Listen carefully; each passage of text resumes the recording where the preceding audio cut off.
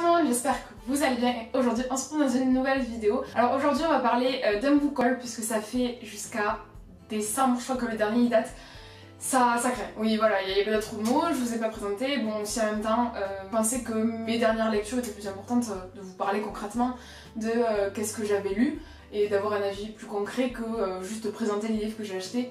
Parce que même si je les ai achetés, ou même si je les ai reçus, ou même si on me les a donnés, ou n'importe quoi, ça veut pas dire forcément que je les ai appréciés. Donc pour moi c'était plus important de vous donner mon avis avec. Puis finalement, et bien, les mois ils sont passés, bon il y a eu une période de creux où j'ai pas fait trop de vidéos. Et là je me suis rendu compte qu'en fait voilà, le dernier book haul datait de décembre. C'est génial. Du coup je vais vous présenter rapidement ce book haul qui risque d'être quand même un peu gros. Pas tellement quand même quand on regarde par rapport aux mois qui se sont écoulés, donc ça va. J'essaie de me rassurer comme ça, c'est la fausse excuse. Mais en soi voilà, il y a quand même pas mal de livres qui ont rejoint ma pile à lire et ma bibliothèque. Donc je vous montre tout ça. Donc on commence avec le premier, donc Je suis ton soleil de Marie Pavlenko de Flammarion Jeunesse. Alors celui-là, je crois que je l'avais gagné à un concours Twitter.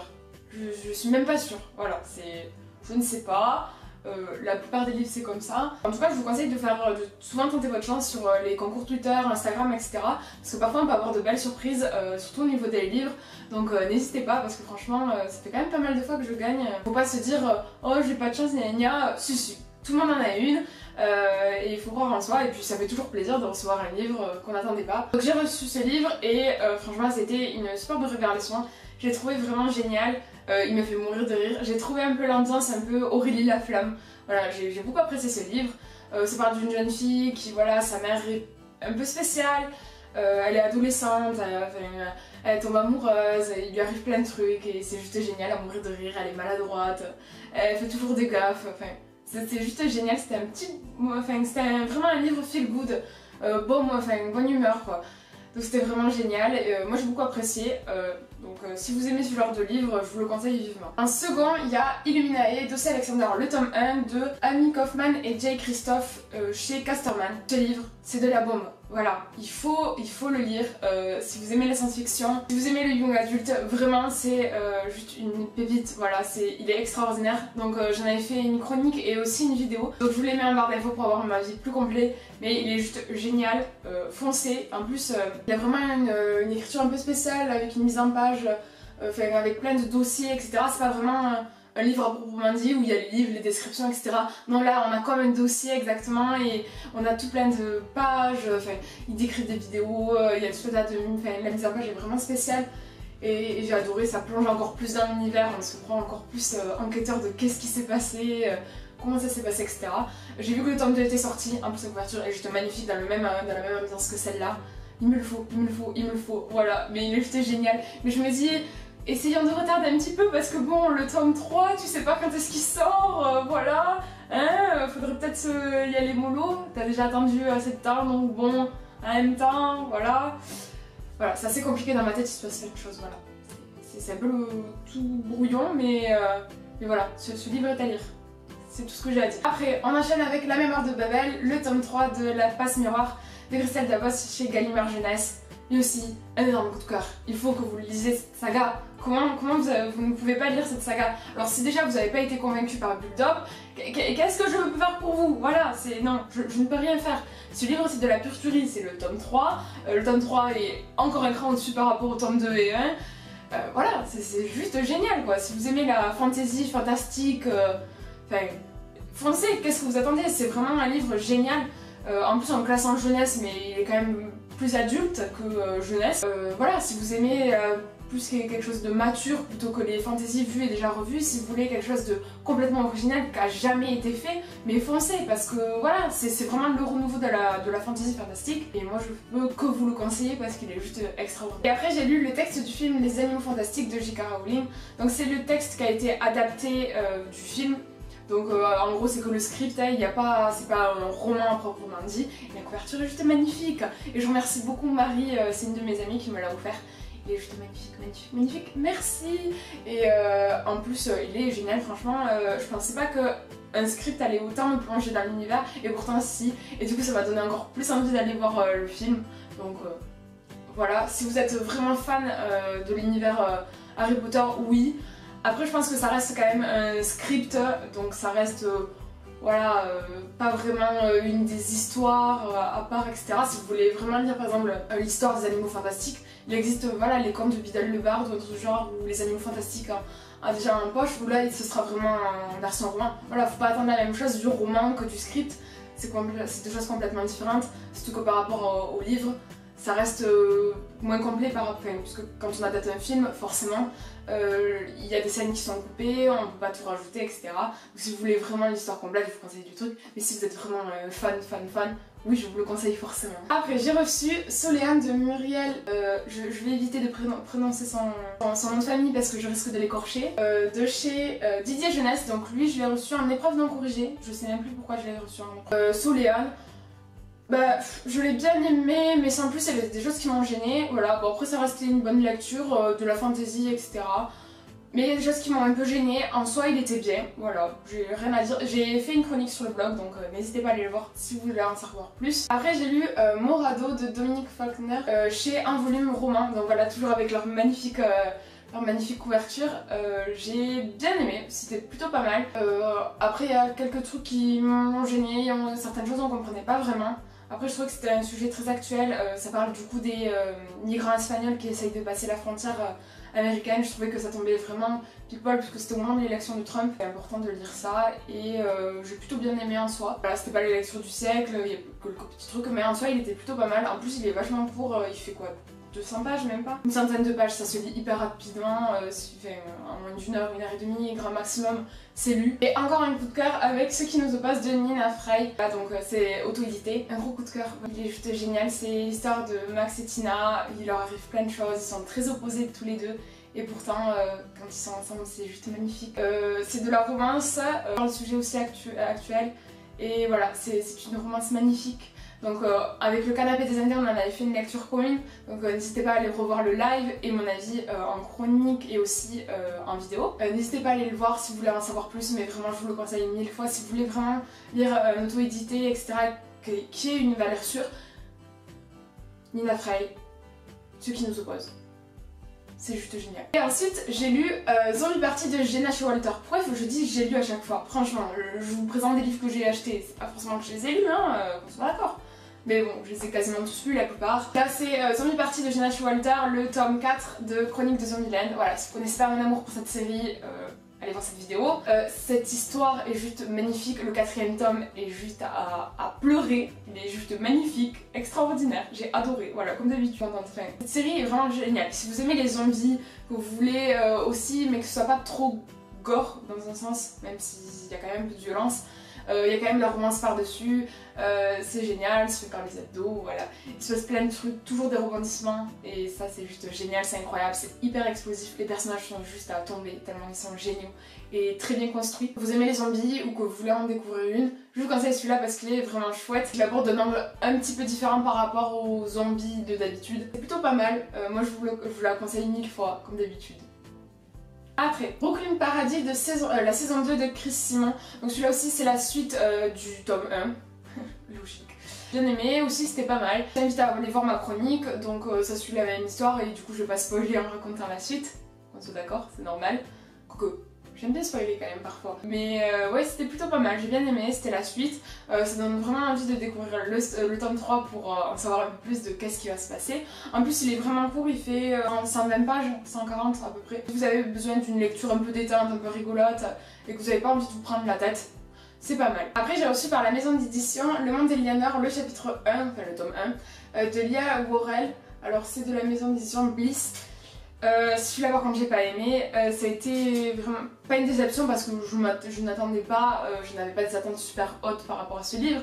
Enfin, ça veut pas dire que je partais mal dès le départ, mais disons que j'avais pas d'attente. Quand je l'ai lu au final, bah, c'est de la fantasy mais je trouve que c'est déjà du vu et revu, que c'est pas assez exploité, il est quand même assez court, il fait pas beaucoup de pages, il a 240 pages.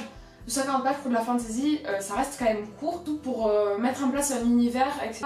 Il y avait des passages de creux, et puis en même temps c'était long, il n'y avait pas d'action, et puis des fois il y a un moment il y avait tout qui pétait, on comprenait pas pourquoi. Les personnages, j'ai eu du mal, voilà, l'héroïne j'avais juste envie de la frapper, et le reste c'était pas terrible, enfin j'ai pas aimé, voilà, je pense que c'était un livre qui n'était pas fait pour moi. C'est plein de clichés à mon goût. c'est même pas des, par exemple des triangles amoureux, c'est des pentagones, pentagones amoureux, voilà. C'est beaucoup trop pour moi, j'ai pas vraiment accroché à ce livre et c'est bien dommage. Parce qu'en soi, l'idée de base est bonne, mais c'est juste que c'est pas assez travaillé à mon goût et que bah, du coup ça reste un peu brouillon. Après c'est mon avis personnel, parce que la couverture est magnifique, soyons clairs. Mais n'hésitez pas en tout cas si vous aimez la fantasy. Après je pense que si vous aimez beaucoup la fantasy, que vous avez l'habitude d'en lire, vous risquerez d'être assez déçus. Et ensuite j'ai lu Margaret Atwood, La Servante écarlate, donc je l'ai acheté pendant que j'étais en vacances à Aix-en-Provence. Et quand je l'ai vu j'étais là, mais oui, il faut que je le prenne et tout ça parce que je me souvenais d'une vidéo d'Opaline qu'elle avait mise et qu'elle en avait parlé, elle avait fait un live et tout dessus. Et son avis m'avait tellement transportée que je me suis dit, il faut que je le lise, enfin, il a l'air tellement bien. Et oui, il est juste génial, il est horrible en même temps, il est cruel.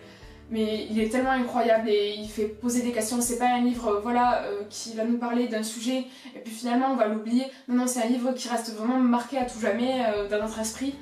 C'est aussi un livre qui nous fait poser des questions après suite à sa lecture. On n'en ressort pas indemne en tous les cas et on se dit finalement mais mince, ça c'est pas normal et ça, et on se met à remettre en cause plein de choses. Et je l'ai trouvé vraiment chouette, voilà, c'est un livre, il faut être accroché, c'est pas pour les cœurs sensibles, faut vraiment aimer ça. C'est un peu dans la même veine que 1984 de George Orwell, même limite en plus trash, parce que ça parle quand même de servantes sexuelles pour avoir des bébés, donc c'est pas non plus extraordinaire. Vraiment, il était génial et si vous l'avez pas lu, foncez. En plus, c'est la série Netflix qui est sortie, la saison 1, donc moi je vais la regarder en enfin, je vais la regarder parce que il était tellement chouette et à ce qui paraît en plus la série est vraiment très bien faite. Ça me donne encore plus envie d'aller la voir et si vous êtes feignant de lire ce pavé quand même, parce qu'il fait je crois 400-500 pages, regardez la série, franchement il faut pas hésiter. Après j'ai eu envie de lire des classiques et j'ai commencé avec Le Barbier de Séville de Beaumarchais chez Étonnant Classique. J'ai envie de petits livres classiques en ce moment pour le bac de français qui arrive bientôt. Voilà, c'est ça d'être en première, on commence à lire plein de livres de classiques, à être bourré du crâne de ça. Mais voilà, en soi j'ai bien aimé, ça m'a bien fait rire, c'est une pièce de théâtre. J'ai pas grand chose à dire, c'est un classique, n'hésitez pas à le lire si vous aimez les classiques, ou même pour votre culture personnelle, c'est toujours bien. J'aime bien cette collection puisque du coup je commence à en avoir pas mal dans ma bibliothèque de la même sorte et j'aime bien parce que c'est des couleurs différentes à chaque fois. Voilà. C'était mon petit caprice de star voilà, de l'actrice. Et à mon anniversaire, il y a aussi notre amie Anaïs qui m'a offert Marquer la maison de la nuit chez PKJ, donc je dirais pas l'auteur du livre, comme d'habitude. Donc c'est une série qui parle de vampires. Je n'en avais jamais lu, j'avais déjà essayé Twilight quand c'était sorti, mais j'avais pas accroché. C'était pas un truc, je trouvais que c'était lent, c'était pas terrible. Alors pourtant j'ai adoré les films. Oui, j'avoue, j'ai adoré les films, ok, sauf le 2, parce que le 2 était nul. Mais en soi j'ai plutôt bien aimé, c'est un best-seller chez PKJ et je l'avais jamais lu parce que je m'étais dit tu veux pas te lancer dans une saga quand même, faut pas déconner. Et puis finalement quand je l'ai lu, bah, c'était plutôt pas mal parce que j'avais plutôt des a priori envers les vampires et que ça me faisait un peu peur, je me suis dit est-ce que ça va être cliché etc. Et là non, finalement non, j'aime bien l'univers, les personnages sont quand même plutôt chouettes. À voir aussi qu'est-ce qui va se passer dans le tome 2 etc. la suite, pour savoir comment les personnages vont évoluer etc. l'histoire. Mais dans l'ensemble j'ai plutôt bien aimé, ça reste quand même assez bon enfant et bonne humeur. C'est pas le truc vraiment glauque, sordide, même s'il y a quand même cette aura noire qui pèse sur les personnages. Un bon petit livre et moi je me tente de lire le second tome. Et elle m'a aussi offert Gone de Michael Grant de chez PKJ aussi. Donc lui aussi un best-seller de chez eux et je l'avais jamais lu, faut croire que je lis jamais rien, voilà. Donc ça m'a fait un peu bas. Et puis au final, Gone c'est l'histoire de personnes qui vont se retrouver, que les adolescents, ils vont se retrouver sur une île, pas sur une île mais sur la ville, et ils peuvent pas sortir, il y a une sorte de dôme qui s'est mis par-dessus. Ils commencent à développer des super pouvoirs, etc. Mine de rien, ça m'a fait penser un peu à une série, ça m'a fait penser à Dôme, celle qui a été inspirée de Stephen King. Donc j'étais là, bah mince, ça ressemble beaucoup. Puis quand je regardais, je me suis dit, bah non, c'est paru avant. Alors est-ce qu'il se serait pas inspiré de ça? Je sais pas. Enfin, après, j'ai plutôt bien aimé l'histoire aussi. Très science-fiction, un peu fantasy, du coup fantastique avec les personnages de super-héros. Il y a quand même pas mal de personnages au départ, on est un peu perdu, on sait pas vraiment qu'est-ce qui se passe. J'ai bien aimé l'histoire, bon alors parfois il y avait quand même quelques petites longueurs parce qu'il est quand même vachement gros hein, pour un poche. Et ça j'ai plus de 600 pages quand même, mine de rien. Mais c'était plutôt pas mal et il me tarde de voir le 2. Après je sais qu'il y a beaucoup de tomes et je me dis quand même au bout de tant de tomes, qu'est-ce qu'ils ont à raconter quoi. Bon après je dis ça mais Tara Duncan ils sont à je sais pas combien de tomes. Mais Tara Duncan c'est à part. Tara Duncan c'est la vie. Voilà. Il fallait forcément que j'en parle dans cette vidéo. Donc. Et donc voici Mélodie 8 ans de Vampire et l'Apocalypse de Chloé Tatiana. Donc c'est de l'auto-édition. Comme vous pouvez le voir, ça a un rendu vraiment génialissime. Même au niveau de la couverture, de la mise en page, de l'écriture, c'est vraiment très professionnel et c'est génial parce qu'en général dans l'auto-édition on a un peu peur de ça. Pas du tout là, en plus ça raconte leur épopée dans l'auto-édition sur leur blog, donc n'hésitez pas à aller le voir si ça vous intéresse. Après c'est une histoire qui parle d'une petite fille, alors dans un monde où il n'y a pas eu l'apocalypse, si il y a eu l'apocalypse, et il y a des pluies acides un peu partout dans le monde et ce qui fait que ça détruit tout sur le passage. Cette petite fille elle est toute seule puisque ses parents sont partis, elle va essayer de les rejoindre avec sa super magie, elle va faire des rencontres plus ou moins bonnes. Et du coup elle va essayer de survivre dans ce monde et de rejoindre ses parents. Donc c'est une nouvelle, faut pas s'attendre à un roman complet, à savoir tout de l'univers. En tout cas c'est vraiment génial. Moi j'ai adoré et il me tarde d'avoir la suite des petites nouvelles parce que c'était vraiment une histoire super chouette. Et moi j'encourage vraiment ces auteurs à continuer. Donc si vous avez envie d'un peu de fantasy et de découvrir une saga avec des trucs trop mignons et puis en même temps très sombres par regard, et bien c'est pas mal celui-là, moi je vous le conseille. Pendant l'été ma grand-mère est décédée. Du coup c'est pour ça aussi que j'ai pas fait de vidéo et j'ai récupéré plein de livres donc je vais vous montrer ça. Donc c'est des livres en même temps où j'ai envie de les lire mais pas trop en même temps parce qu'il y a quand même ce souvenir. Mais je pense qu'avec le temps ça ira mieux. Mais dans tous les cas ma pile à lire en a pris un gros coup mine de rien parce que là vu tous les livres que j'ai récupérés, en plus des fois il y en a certains qui sont très anciens. J'ai aussi récupéré une pièce de théâtre que mon grand-père avait écrit, enfin, mon arrière-grand-père ou mon grand-père je sais plus, en espagnol. Donc si ça vous dit d'essayer de la traduire en français avec moi, partante parce que même si je parle un peu espagnol et que j'arrive, puisque j'en ai fait depuis la 6ème, j'arrive quand même à me débrouiller, ce serait chouette quand même d'avoir quelqu'un pour m'aider à faire ça. J'ai aussi découvert que mon grand-père avait écrit un livre, j'aimerais beaucoup travailler dessus et pour pouvoir, si possible, un jour le publier.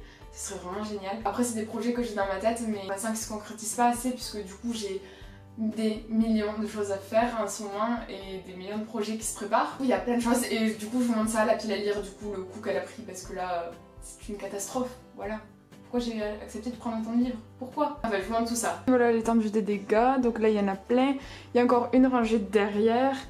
Voilà, ça fait beaucoup trop de livres, hein. Plus d'une centaine. Bon voilà, vous avez vu l'étendue des dégâts, ça fait quand même pas mal de livres et ceux-là ne sont pas lus du tout. Hein, parce que comparé aux autres, je les ai lus quand même. Donc c'est une catastrophe, voilà qu'on soit d'accord. Enfin, pas tellement parce qu'en même temps je suis contente d'avoir autant de livres chez moi en plus. Et voilà, c'est la fin de cette vidéo. J'espère qu'elle vous aura plu, donc n'hésitez pas à la liker, à vous abonner, etc. Et surtout à commenter parce que c'est le plus important pour moi.